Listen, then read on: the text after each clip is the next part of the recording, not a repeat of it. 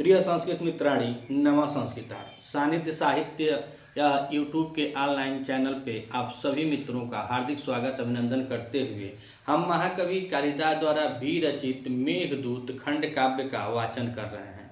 इसमें एक एक श्लोकों का हम लोग वाचन कर रहे हैं और व्याकरण टिप्पणियों का भी हम लोग यहाँ पे अध्ययन करते चल रहे हैं। इसके पूर्व इस चैनल पे मेघदूत की 2 वीडियो हम डाल चुके हैं, 2 वीडियो पढ़ चुकी हैं। अगर आप इस चैनल पे नए हैं तो चैनल को सब्सक्राइब कीजिएगा, वीडियो अच्छी लगे तो अपने मित्रों तक शेयर कीजिएगा और ज़्यादा से ज़्यादा लाइक और सब्सक्राइब कीजिए। यह चैनल चूँकि नया है और साहित्य के लिए ही हम लोगों ने बनाया है, तो मैं यही सोच रहा हूँ कि बस इस पर साहित्य की ही क्लासें डाली जाएँ और साहित्य की क्लास में एक एक श्लोक का यहाँ पे बहुत व्यवस्थित ढंग से हम लोग वाचन करते चलेंगे। चूँकि यूपीटीजीटी का पेपर जो टल गया है उसमें 1-2 महीने का हमें 2-2.5 महीने का जो समय मिला है, उस समय का हम भरपूर समझिए कि उसका प्रयोग करने के लिए हम श्लोक वाइज अब ग्रंथों के श्लोकों पर हम लोग चर्चा करते चल रहे हैं। तो 2 श्लोकों का हम लोगों ने वाचन कर लिया है। आज हम मेघदूत के 3रे श्लोक का वाचन करेंगे और महत्वपूर्ण टिप्पणियों को भी देखते चलेंगे। तो इससे पहले हम लोगों ने देखा कि जो यक्ष है, महाकवि कालिदास जी का जो नायक है यक्ष, वह उसी पर्वत पे अर्थात रामगिरी पर्वत पे तो आया था कि तस्मिन अद्रो अर्थात कतिचिद अबला विप्रयुक्त, उसी पर्वत रामगिरी पर्वत पे अपने प्रिया से वियुक्त वह विरही यक्ष कैसे अपने शरीर से क्षीण जीर्ण हो गया है कि उसके हाथ से उसके कलाई से जो सोने के कंगन हैं वह गिर जाते हैं। इतना वह बेचारा विरही यक्ष वह शारीरिक रूप से दुर्बल और कमजोर हो जाता है। अब इस श्लोक में कवि जी बता रहे हैं कि वह यक्ष आगे किया क्या।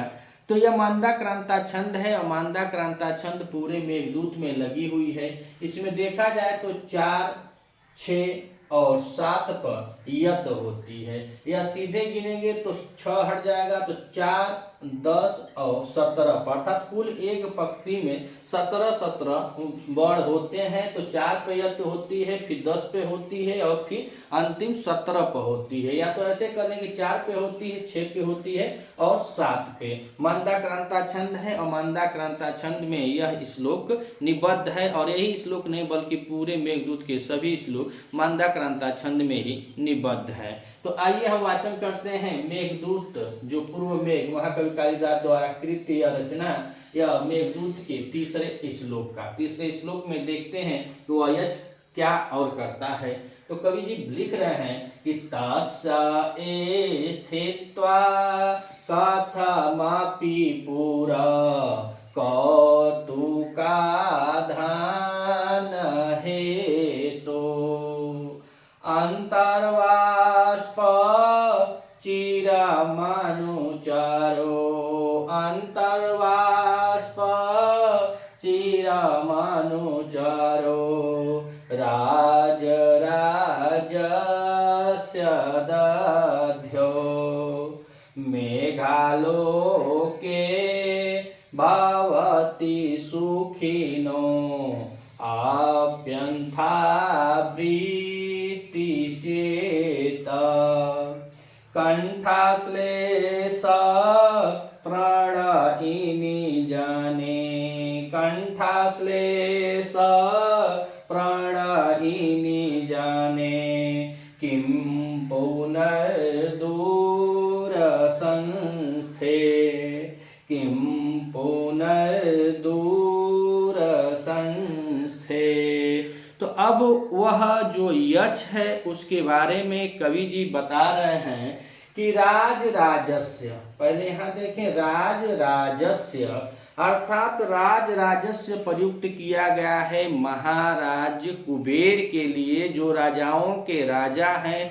तो यक्षों के वह राजा होते हैं। इसमें पहले राज का मतलब यक्ष हो और उसके बाद उसके स्वामी अर्थात यक्षों के जो स्वामी हैं वह कुबेर जी होते हैं। उनके लिए प्रयुक्त किया गया है कि राज राजस। अब यहाँ पे देखें तो इसे लिख लें, यह शब्द किसके लिए प्रयोग हुआ है तो कुबेर जी के लिए हुआ है। पेपर में पूछ ले कि राज राज राजस्य का मतलब क्या है या किसके लिए प्रयुक्त हुआ है, तो कुबेर के लिए राज राजस्य का प्रयोग हुआ है। तो कह रहे राज राजस्य अनुचरो, अनुचर राज राजस्य अर्थात कुबेर का अनुचर, और कुबेर का अनुचर कौन होता है, तो यहाँ पे देखें तो यक्ष होता है। कौन होता है, यक्ष।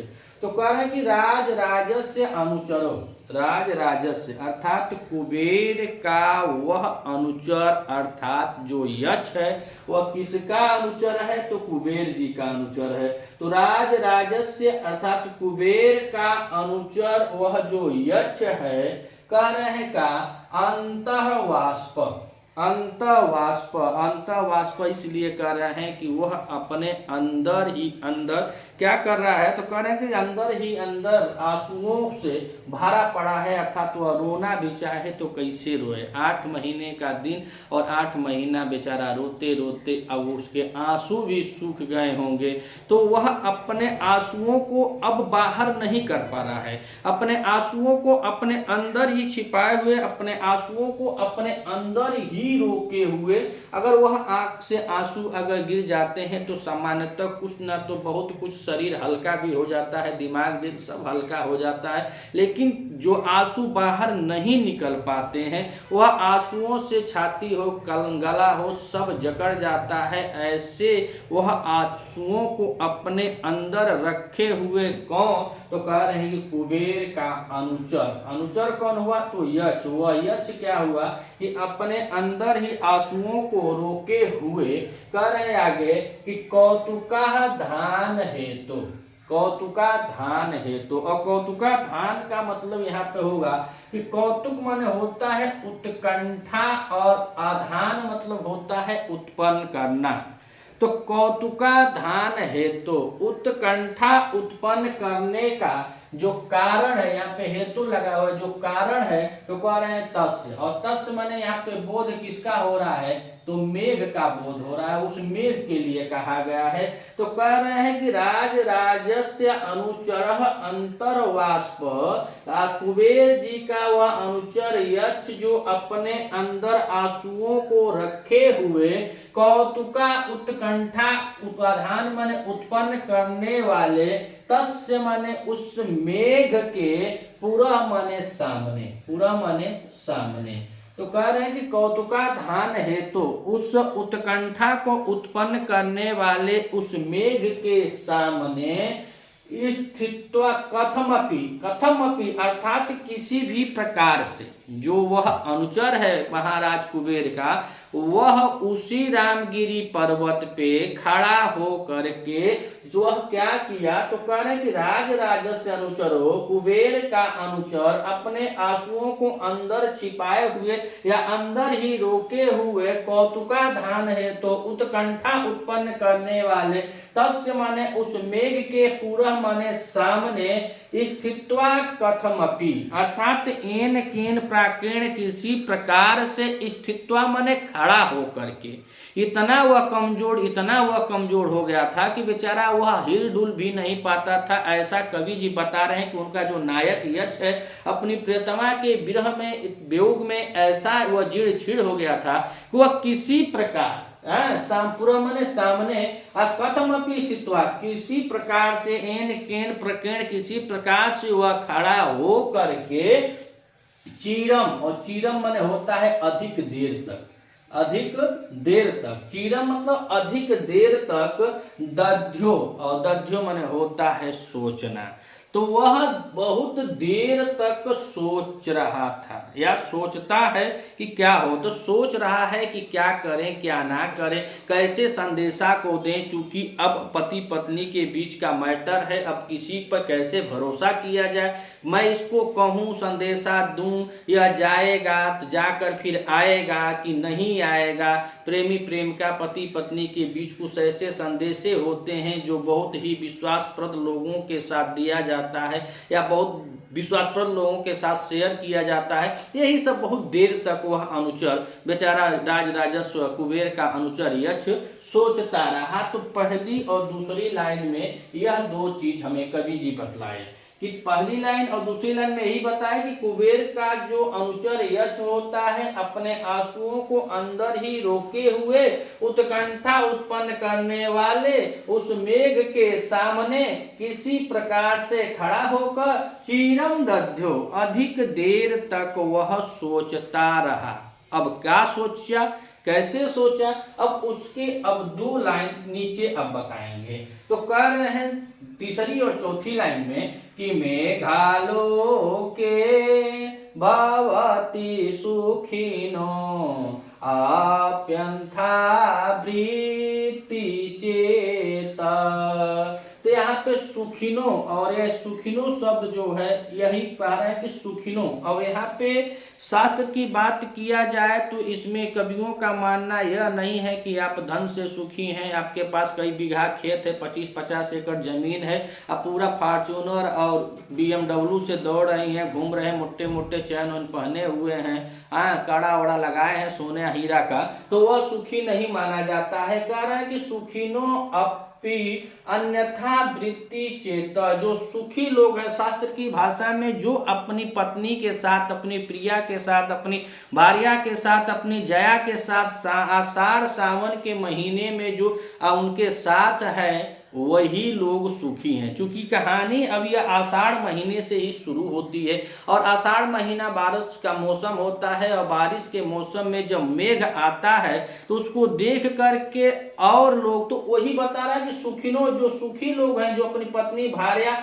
जया के साथ हैं, वह जो सुखी लोग हैं उनकी भी वृत्ति में अन्यथा चेता, उनके भी मन में अन्यथा वृत्ति होती है, उनके भी मन में, उनका भी चित्त, उनका भी मन क्या होता है, वह भी चंचल हो उठता है। तो सुखिनो अपि अन्यथा वृत्ति चेत, अर्थात जो सुखी लोग हैं उनके चित्त या मन में भी अन्यथा जो चंचलता होती है, कुछ अधिक अन्यथा वृत्ति जो होती है वह उत्पन्न होती है। तो आगे कह रहे हैं कि मेघालोके भवति, काहे होती है, तो बता रहे हैं कि मेघालोके अर्थात मेघ को देखने पर, मेघ को देखने पर जो सुखी लोग हैं उनके चित्त में, उनके मन में भी अन्यथा वृत्ति उत्पन्न होती है। तो वही कह रहे हैं कि सुखिनो अपि अन्यथा वृत्ति चेत, और काहे, तो कह रहे हैं कि मेघालोके के भवति,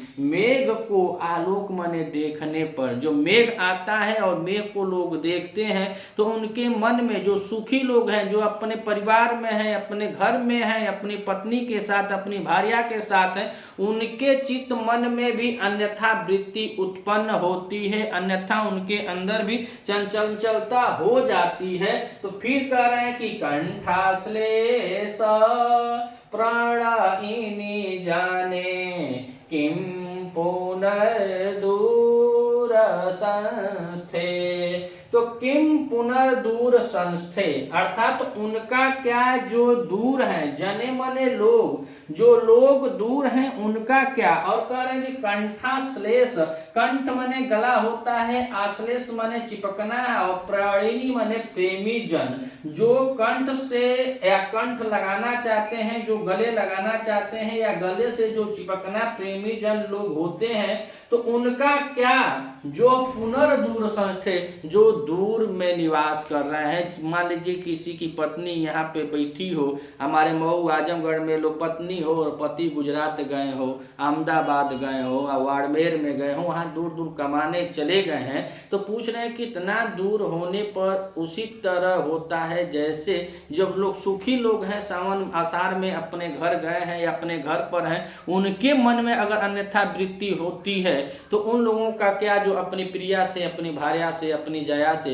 इतनी दूरी पर हैं। चूंकि कहना यह है कि जो अलकापुरी में यक्षिणी है और यह रामगिरी पर्वत पे यक्ष है, तो नायक नायिका के बीच की इतनी दूरी में यह कवि जी कह रहे हैं कि जो पास में रहते हैं, जो हमेशा साथ रहते हैं, उनके चित्त मन में यह अन्यथा वृत्ति उत्पन्न हो जाती है, उनके मन में चंचलता उत्पन्न हो जाती है। तो फिर उनका क्या, जो दूर होते हैं उनका क्या होता है। तो वही कह रहे हैं कि जो स्थित दूर होने पर उन उनका क्या कहा जाए, तो कह रहे किम पुनर्दूर संस्थे, उनका क्या कहा जाए जो दूर है। तो यह तो इसका पूरा अर्थ हो गया। अब हम लोग इस पर व्याकरण टिप्पणियों को भी देखेंगे और कैसे कैसे शब्द बने हुए हैं उन पर भी हम लोग चर्चा करते हैं। तो आइए एक बार फिर देखते हैं इस श्लोक को कि तस्य स्थित्वा कथमपि पुरा कौतुकाधान हेतो अंतर्वाष्प चिरमनुचरो राजराजस्य दध्यो। तो यहाँ पे देखिए यह दध्यो जो दिया हुआ है, यह दध्यो ही यह क्रियापद है। दध्यो क्रियापद है या ध्येय धातु, इसमें कौन सी धातु है, तो ध्येय धातु है। और ध्येय धातु होती है चिंतन मनन करने के योग में इसको जोड़ा जाता है। तो ध्येय धातु है और ध्येय धातु लगी हुई है, तो लिट लकार प्रथम पुरुष एक वचन की क्रिया है कि सोच रहा है, सोच रहा है। लिट लकार प्रथम पुरुष एक वचन की क्रिया है, ध्येय धातु में शब्द बना है दध्यो। तो कह रहा है कि सोच रहा है, तो कौन सोच रहा है, तो आगे कह रहे हैं कि राजराजस्य, इसमें षष्ठी तत्पुरुष समास है, षष्ठी तत्पुरुष समास है। तो राजराजस्य में षष्ठी तत्पुरुष समास है और किसके लिए प्रयुक्त किया गया है, तो कुबेर के लिए कहा गया है। तो राजराजस्य अर्थात कुबेर का अनुचर, अनुचर मतलब होता है यच, और अनुचर को हम देखें तो यहाँ पे अनु उपसर्ग पूर्वक चर धातु है और चर धातु में यहाँ पे अप्रत्यय लगा हुआ है, तो शब्द बना है अनुचर। तो कह रहे हैं कि राजराजस्य अर्थात कुबेर का जो अनुचर यच है अंतवाष्प, अंतवाष्प अर्थात वाष्प माने होता है आंसू, और वाष्प माने आंसू होता है तो अंत अपने अंदर ही रोके हुए, अंतर्वाष्प मतलब अपने अंदर ही आंसुओं को रोके हुए। तो राजराजस्य कुबेर का अनुचर अंतर्वाष्प अपने आंसुओं को अंदर रोके हुए कर रहे कौतुका आधान, कौतुका आधान। तो कौतुका में देखें तो कौतुक और कौतुक में अड़ प्रत्यय किया गया है, कौतुक में अड़ प्रत्यय किया गया है। और आधान को देखा जाए तो आ उपसर्ग पूर्वक धा धातु है और धा धातु में ल्युट प्रत्यय किया गया है। कौन सा प्रत्यय किया गया है, ल्युट प्रत्यय। तो कौतुका मन कौतुक के साथ अण प्रत्यय है और आधान में देखा जाए तो यह आ उपसर्ग पूर्वक धा धातु में ल्युट प्रत्यय लगा हुआ है। और यह पूरा शब्द देखा जाए तो यह षष्ठी तत्पुरुष अर्थात षष्ठी का एक वचन है, षष्ठी का एक वचन है। काहे षष्ठी का एक वचन है, तो कह रहे हैं हेतु, जो कारण बतलाने के लिए। तो यहाँ पे तस्या में देखा जाए तो इसमें भी षष्ठी का एक वचन है। तो राजराजस्य अनुचर अंतर्वाष्प अर्थात महाराज कुबेर का जो अनुचर यक्ष है वो अपने अंदर ही आंसुओं को रोके हुए उत्कंठा के कारण, आधान माने उत्पन्न हो करने वाला, यह कारण हो जाता। उत्पन्न कौन किया, तो कह रहे तस्य, षष्ठी का एक वचन इसमें लगा, तस्य वह मेघ जो आता है और सबके अंदर मेघ को देख करके आम जनमानस के अंदर भी उत्कंठा, चंचलता इत्यादि उत्पन्न हो जाती है।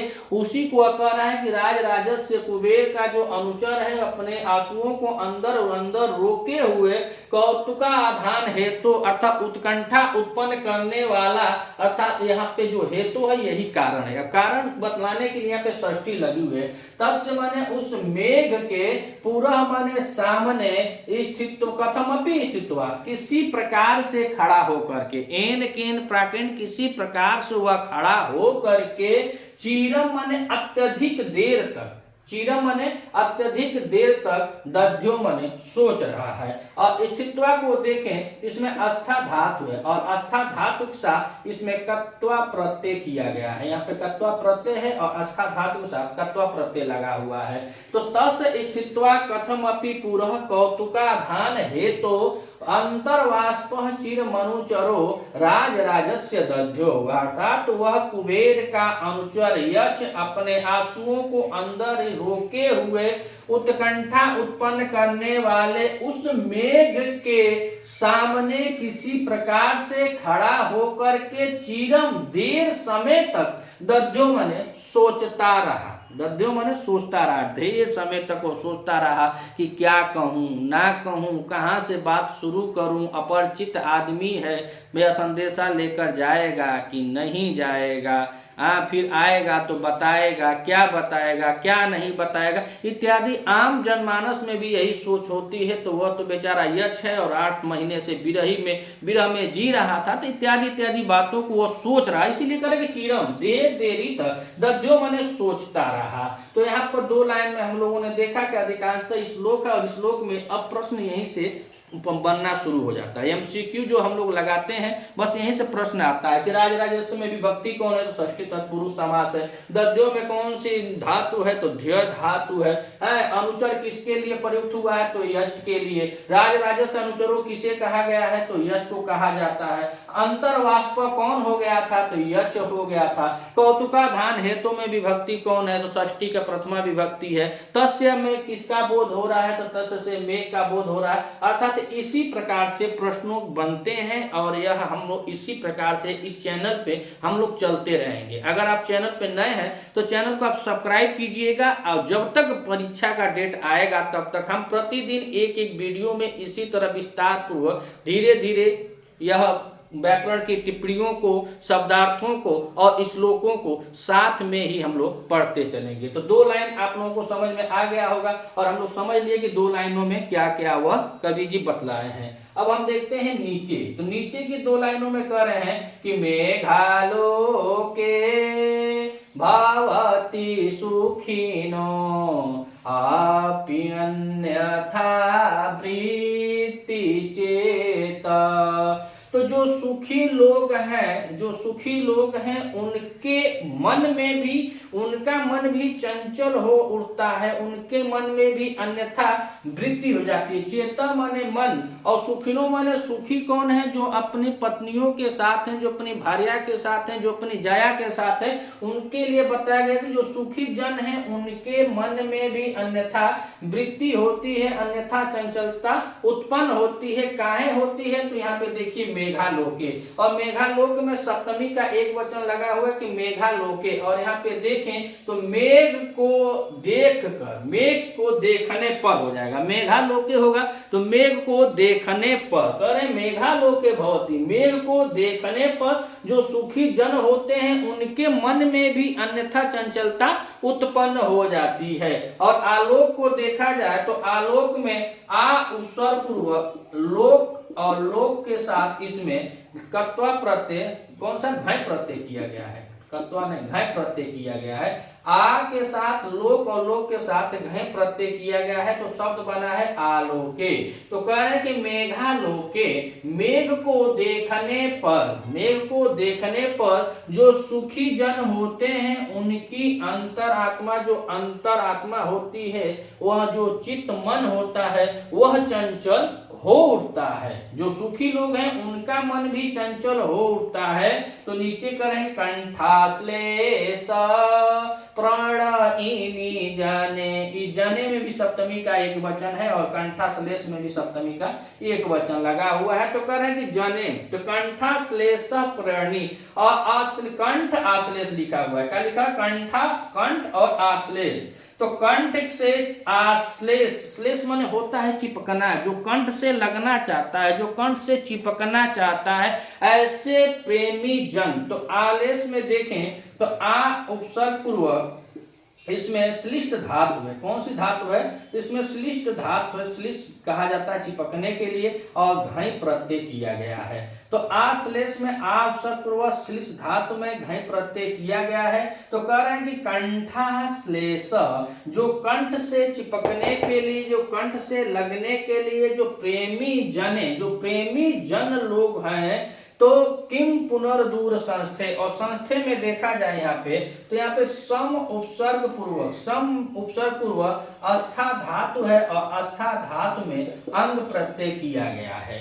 तो कह रहे हैं कि जो प्रेमी जन हैं, जो कंठ से चिपकना चाहते हैं, और वो आगे कह दिए किम पुनर्दूर संस्थे, और वो अभी कहाँ हैं, दूर हैं, अपनी प्रिया से आलिंगन करना चाहते हैं, चिपकना चाहते हैं अपने कंठ से, कंठ से लगना अर्थात आलिंगन करना, गले गले लगना, तो वह लोग प्रेमी जन जो गले से लगने की इच्छा रखते हैं, लेकिन बाबू कहाँ है, तो कह रहे किम पुनर्दूर संस्थे, लेकिन वह दूर है तो उनका कहना ही क्या। मेघ को देख करके जो सुखी लोग हैं उनके चित्त में, उनके मन में एक अधिक अनावृत्ति का ना कि एक अन्य वृत्ति होती है, अर्थात एक चंचलता उत्पन्न होती है। मेघ को देखने पर जो सुखी लोग हैं उनके मन में भी अन्यथा वृत्ति होती है। तो कह रहे हैं कंठ आश्लेष, कंठ से लगने के इच्छुक प्रेमी जन किम पुनर्दूर संस्थे, उनका क्या जो दूर है, जो चाहते हैं कि अपनी प्रेमिका से, अपनी भार्या से, अपनी पत्नी से गले लगे, बोले, कहें पपुआ का माई, पपुआ का पापा,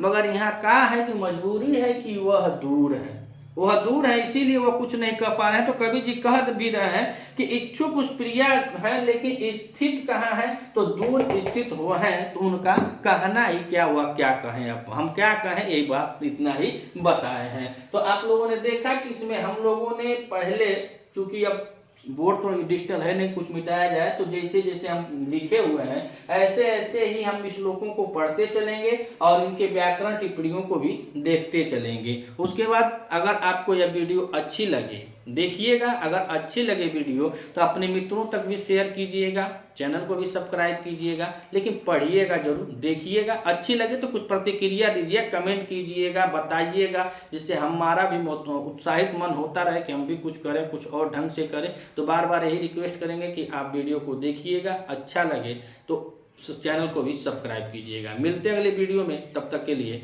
नमः संस्कृता।